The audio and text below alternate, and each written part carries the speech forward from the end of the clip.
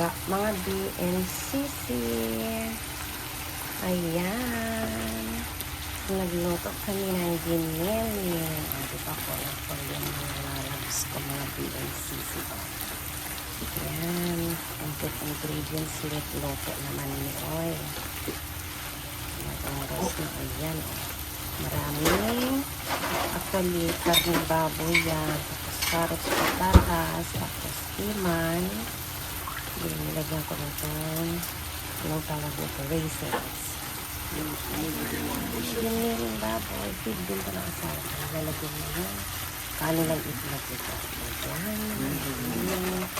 Hindi ko na kanilang ingredients na basta ito naman dami ng baboy.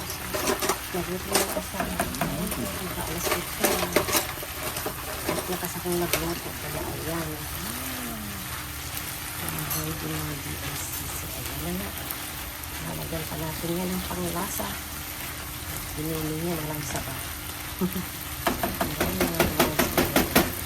May lasa na siya. Happy tummy. Nabuhay na ang kanyang kulay. Yum, yum. Kain tayo. Dik tayo. Ayo. Buhang na tayo. Yum, yum. Mga walang kain na tayo. Wow.